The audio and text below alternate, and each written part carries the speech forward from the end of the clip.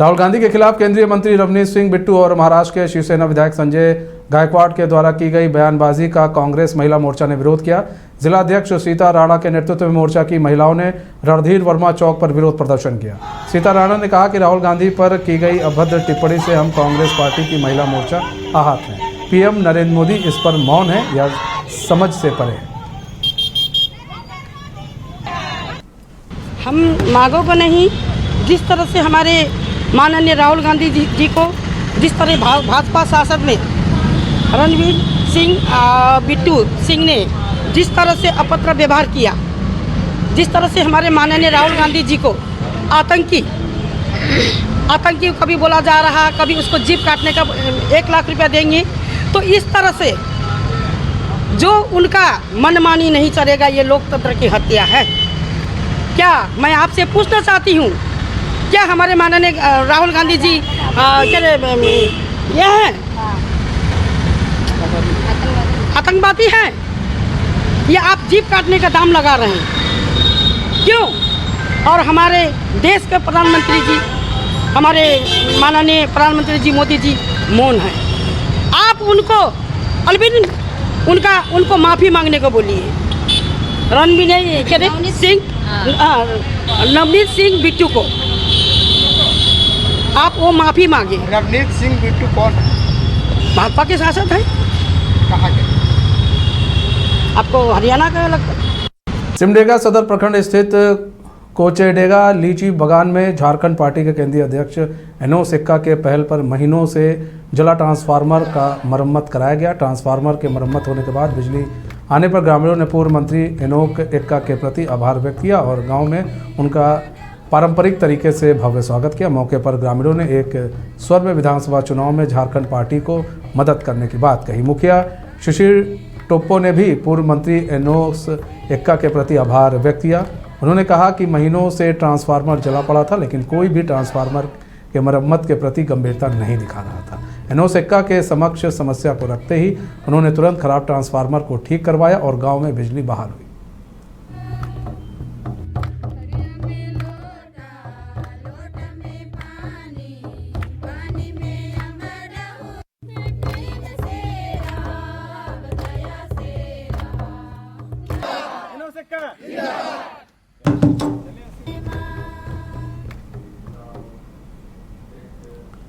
Bokaro steel plant के TA department और बिजली विभाग के अधिकारियों ने संयुक्त रूप से अवैध अतिक्रमणकारियों के खिलाफ अभियान चलाया।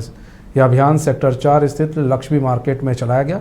अधिकारियों ने पहले से ही अतिक्रमित भूमि को मुक्त करने और नया कंस्ट्रक्शन नहीं करने का अल्टीमेटम दे दिया था। इसके बावजूद अवैध अतिक्रमण जारी था। अनधिकृत रूप से विद्युत आपूर्ति निर्बाध जारी थी। BSL के सुरक्षा पदाधिकारियों ने बताया कि अगर स्वतः ये लोग अतिक्रमण मुक्त कर देते तो आज मुझे करना नहीं होता तथा इनका नुकसान नहीं होता।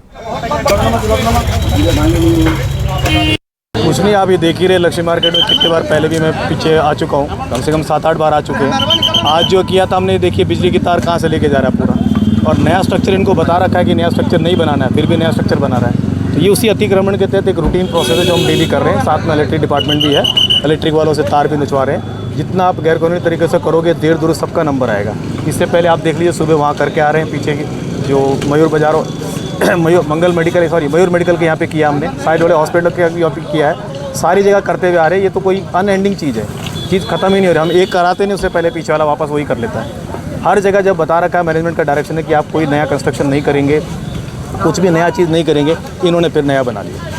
तो हम तो मजबूर है, क्या कर सकते हैं, तोड़ना ही पड़ेगा इसको। अभियान लगातार चलेगा। अभियान इज़ एंडलेस, ये तो लगातार चलता रहेगा। आप देख लीजिए मेरी टीम के साथ फारूक के टाइम पे भी हम लगेंगे, बट ये तो रूटीन प्रोसेस है, हमारा काम है इसको तोड़ना। आप अगर गैरकानूनी करते हो आपका नुकसान होगा। हमारा सहयोग कीजिए, कोई भी गैरकानूनी चीज़ मत कीजिए जिससे हमको मजबूर होके। झारखंड में विधानसभा चुनाव नज़दीक है, ऐसे में सभी राजनीतिक पार्टियां चुनावी तैयारियां शुरू कर दी हैं। संथाल में बांग्लादेशी घुसपैठियों को लेकर राजनीति भी तेज हो गई है। एक तरफ जहां बीजेपी नेताओं का कहना है कि संथाल में बांग्लादेशी घुसपैठ हुआ है, तो वहीं कांग्रेस प्रदेश महासचिव तनवीर आलम ने बांग्लादेशी घुसपैठियों को चुनावी स्टंट बताया है। तनवीर आलम ने कहा कि बीजेपी चुनाव के समय NRC और बांग्लादेशी का मुद्दा लेकर आती है। ये पॉलिटिकल स्टंट है।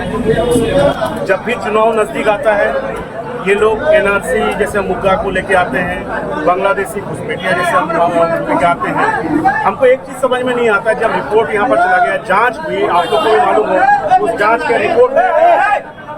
के रिपोर्ट में भी जो है उसमें किया गया कि कोई कहीं पर कोई बांग्लादेशी नहीं है, लेकिन उसके बावजूद भी ये लोग लगातार इस चीज़ को जो है एक लोगों के बीच में एक क्या बोलते हैं, एक भय का माहौल ये लोग बनाना चाहते हैं, वोट को पोलराइज करने का कोशिश करते हैं। लेकिन हम लोग इस चीज़ को नहीं मानते हैं। हम साफ बात हैं। साहिबगंज के माता विंध्यवासिनी मंदिर में विगत दिनों हुए आभूषण की हेराफेरी मामले में मंदिर के मुख्य सेवायत गंगा बाबा और आरएसएस के नगर कार्यवाह अनुराग आनंद को शक के आधार पर गिरफ्तार कर रंगा थाना पुलिस ने बेरहमी से पिटाई की है। पिटाई के बाद अनुराग आनंद की तबीयत बिगड़ गई, जिसके बाद डॉक्टरों ने बेहतर इलाज के लिए उन्हें हायर सेंटर रेफर कर दिया।